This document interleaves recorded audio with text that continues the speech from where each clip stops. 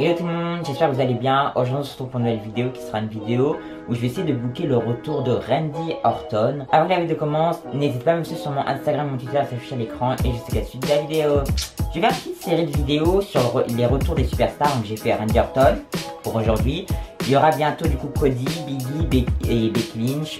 Après on va voir s'il y a d'autres blessés qui vont arriver, enfin j'espère pas. Et donc j'ai fait une petite liste de comment je verrai Randy Orton qui fait son retour. Donc c'est parti. Déjà pour voir Rumble, je le vois bien arriver dans le Rumble match et il retrouve Riddle qui était déjà dans le ring. Ils font copain, ils éliminent tout le monde. Donc pourquoi pas les Usos qui sont dans le Rumble, mais bon je préférerais voir d'autres gars que des équipes dans le Royal Rumble. Mais bon les Usos ça pourrait être utile parce qu'en mode ils veulent dégager tout le monde pour que eux-mêmes gagnent, pour pas que Roman Reigns ait à défendre ce titre à WrestleMania, même si ça n'arrivera pas. Bref, ils sont éliminés par les Usos. Pay-per-view d'après c'est Elimination Chamber. Au Canada et tout ça. Moi, je vois bien Uso contre RK-Bro pour la dernière fois. Parce qu'RK-Bro, après, ça va être terminé. Donc, on a un super combat. On a vu ce match 1000 fois. Mais bon, on a un super combat. Et les Usos conservés. Et après ce combat, j'ai hésité vraiment. Mais je préfère voir Randy Orton heel. Du coup, j'ai fait Randy Orton qui trahit Matt Riddle. Parce qu'en fait, le problème de Riddle heel... Enfin, je sais pas ce que ça peut donner et je préfère que Randy soit heal parce que c'est plus simple pour écrire pour moi la suite. Et donc, ensuite, on a plusieurs semaines où on construit bien la réalité. Il y a de l'histoire à raconter et tout. On peut faire genre Randy, il utilisait Riddle.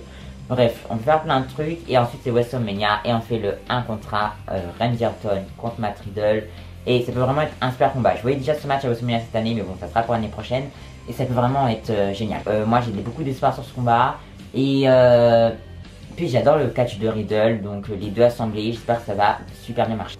Après WrestleMania c'est assez chaud parce que WWE ils n'ont pas annoncé les noms de nouveaux pay-per-view parce qu'ils ont dit ils vont supprimer Hell in a Cell, ils veulent mettre le Money in the Bank à WrestleMania comme avant et tout, enfin bref c'est des super idées. Moi je trouve que c'est pas des si mauvaises idées de supprimer ce pay-per-view, mettre Money in the Bank à Mania et tout, mais moi après ça me fait chier pour quand je filme parce que je sais plus ce que ça va être.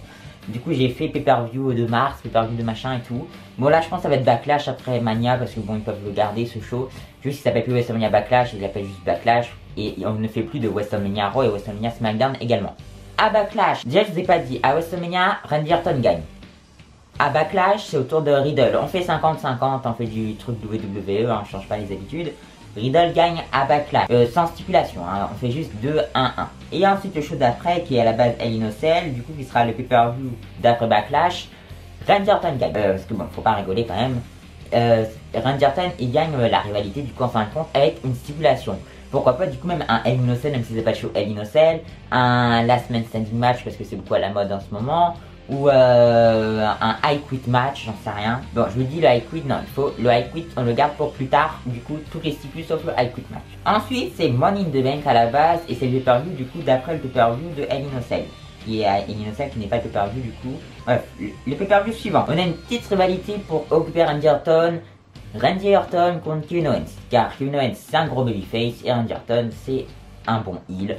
On fait là un petit match, vraiment on se complique pas la vie, on fait ce match là, on fait la rivalité là et on fait Randy qui gagne. Ou sinon deuxième idée dans le même pay-per-view, soit on fait le Randy Kevin, soit on fait un autre match que je préférais, ça serait un Fatal 4-Way Randy Orton contre Kevin Owens, contre Riddle, contre Drew McIntyre pour être challenger numéro 1 au championnat WWE de Cody Rhodes, parce que Cody sera champion de WWE, pas champion universel, hein, le champion de WWE. Et on fait gagner qui? Randy Orton. Parce que le show d'après c'est SummerSlam. Parce qu'il y a de l'histoire à raconter avec The Legacy, avec l'autre mec, Ted DiBiase je crois c'était avec eux. Enfin il y a une grosse histoire à raconter, Cody qui est enfin champion et tout ça. Il y a SummerSlam, du coup on se dirige vers une rivalité Randy Orton contre Cody Rhodes.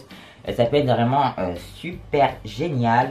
Et pendant ce temps, et du coup on va aller sur une rivalité en mode trilogie. Ça c'est comme avec Riddle, on n'oublie pas les habitudes de WWE. À SummerSlam j'ai mis Cody Rhodes, il conserve le championnat et ensuite c'est show au UK. Donc cette année c'était Clash at the Castle, l'année prochaine ce sera Clash at the Castle 2, j'en sais rien.